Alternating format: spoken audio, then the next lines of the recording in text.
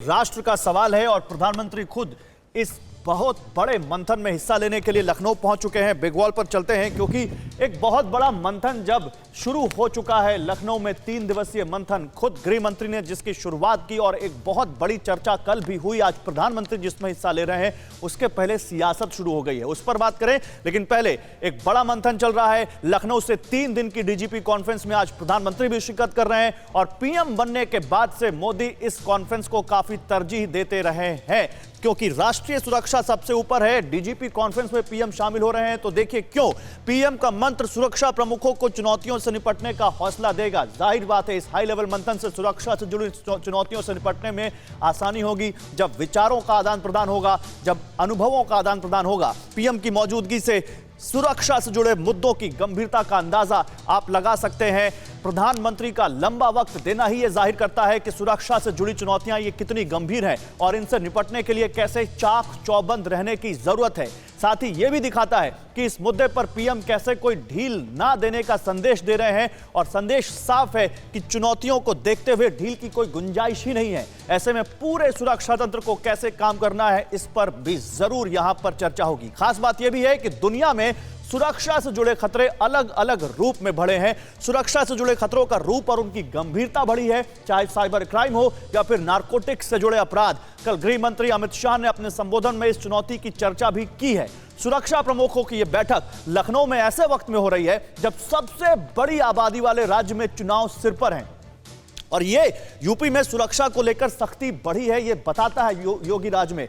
और ये योगी सरकार बनने के बाद से माफियाओं पर चाहे शिकंजा कसना हो या फिर सुरक्षा से जुड़ी चुनौतियां हो, उनसे बखूबी निपटा गया है, ये देखा गया है। तो आज हम डीजीपी कॉन्फ्रेंस की हर अपडेट से आपको वाकिफ कराते रहेंगे और देश के लिए इसकी अहमियत को भी हम समझेंगे, आपको समझाने की कोशिश करेंगे। इस डीजीपी कॉन्फ्रेंस को लेकर सियासत शुरू हो गई है और वो आपको जानना बहुत जरूरी है। लखीमपुर कांड को लेकर प्रियंका गांधी ने पीएम मोदी को चिट्ठी लिखी है। इस डीजीपी कॉन्फ्रेंस से ठीक पहले पीएम अपने मंत्री अजय मिश्र टेनी को बर्खास्त करें, यह कहा है प्रियंका गांधी ने।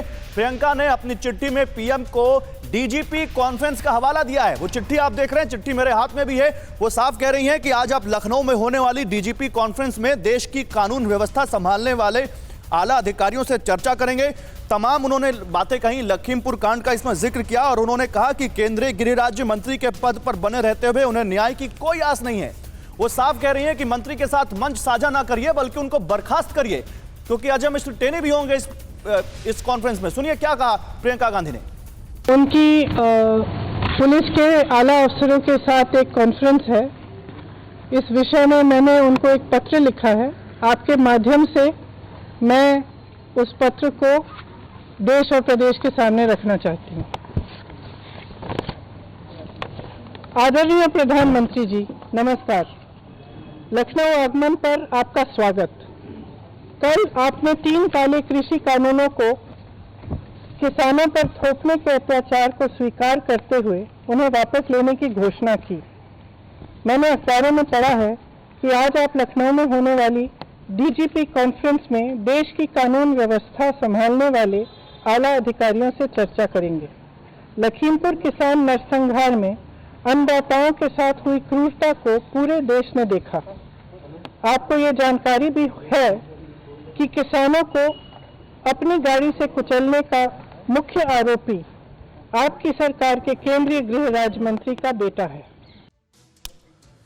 और सीधे अनिला जी के पास चलते हैं। अनिला जी देखिए, डीजीपी कॉन्फ्रेंस हमारा मुद्दा था और डीजीपी कॉन्फ्रेंस पर ही बात होने वाली थी, लेकिन उससे पहले ही प्रियंका गांधी ने सीधे डीजीपी कॉन्फ्रेंस का हवाला देते हुए आपके ऊपर बड़ा आरोप लगाया कि जब तक गृह राज्य मंत्री अजय मिश्र टेनी पद पर रहेंगे किसानों को न्याय नहीं मिलेगा। लखीमपुर कांड में बर्खास्त कीजिए उनको।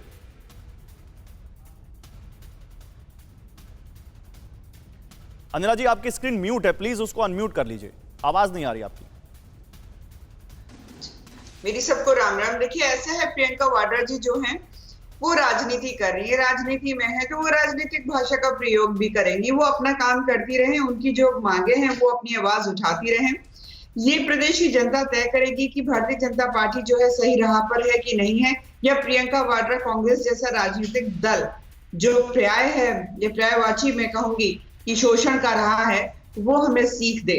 यहाँ पर जो पूरा एक समिट हो रहा है डीजीज का, डीजीपीज का और अदर ऑफिसर्स का जो कॉन्फ्रेंस चल रही है, वो ऐसा तो है नहीं कि पहली बार यहाँ उत्तर प्रदेश में हो रही है। 2014 से हम देख रहे हैं कि भारतवर्ष में अलग अलग जगह निरंतर ये हो रही है, और एक ये बहुत अच्छा प्लेटफॉर्म है कि पैन इंडिया जब सीनियर ऑफिशियल्स आकर एक दूसरे के साथ डिस्कस करते हैं different verticals of security, right from prison to border security, ये मुझे लगता है ये देश हित के लिए है।